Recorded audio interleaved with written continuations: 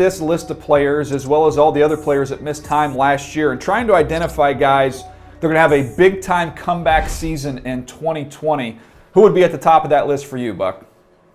It's Matthew Stafford. Matthew Stafford was playing at an MVP level prior to getting injured. And I know it wasn't reflected in the Lions' record, but Matthew Stafford was averaging 8.6 yards per attempt, highest in his career, 106 passer rating, best in his career, and he had 19 touchdowns and only 5 interceptions. I believe a full season, a full offseason, really understanding Darrell Bevell's offense, he is really going to explode when he gets his opportunity to play again next season.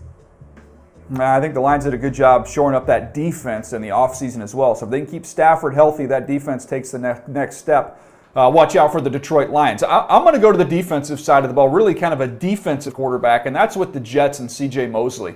Now, this is a Jets defense under Greg Williams. Actually played really well last year, helped this team be competitive despite Sam Darnold missing some time and the offense struggling. But with C.J. Mosley playing a full 16 games after missing 14, you're going to get a chance to not only have the playmaking ability he gives you, especially in coverage, but you're also going to have that leadership in the middle of your defense as well as the communicator in the middle of your defense.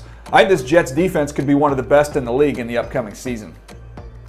Oh, I absolutely agree with you. Like, C.J. Mosley is a big part of the puzzle for the Jets. But I'm saying there's a guy in Cincinnati who is also a big part of the puzzle, and that's A.J. Green. And I know it's easy to forget about A.J. Green because he's missed a ton of games since 2016, like 29 games he's missed. But when he comes back, you're talking about a guy who has 6 1,000-yard seasons, a guy who averages almost 15 yards per catch. He can take the top off the defense. He's an explosive number 1 receiver. If healthy, he gives Joe Burrow a dangerous playmaker to target. He could bounce back in a major way.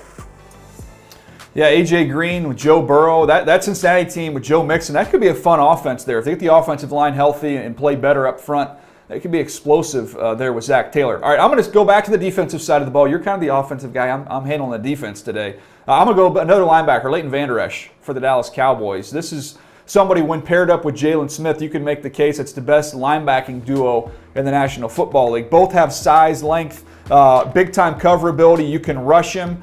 He can do so many different things. Missing 7 games last year, if they can get him a full 16 games this year, Buck, I think this Dallas Cowboys defense, when you look at where they are at the second level, I'd put them up against anybody in the NFL. Oh, Mike Nolan is going to love to have LVE at his disposal. This is a guy that is a sideline-to-sideline menace, does a lot of great things, and has the length. And I think the Detroit Lions have done a pretty good job when we look at some of the moves that they were able to make. You think about DeAndre Swift coming over. We loved him as a running back. Jamie Collins, Desmond Trufant, Jeff Okudah, really 4 and 5 in their secondary. Yes, they lost a handful of guys, notably Snacks Harrison. But overall, I think this is a better Detroit Lions team. Not only because of the additions, but because of the return of Matthew Stafford. Quietly, Matthew Stafford was enjoying the best season of his career. Look, he had career highs in yards per attempt, 8.6, passer rating, 106, and he had 19 touchdowns and only 5 interceptions before he suffered the injury. He was really settling in to Darrell Bevell's offense. You talk about the difference that a play caller can make. I think we're going to see the best version of Matthew Stafford, and that is going to enable the Detroit Lions to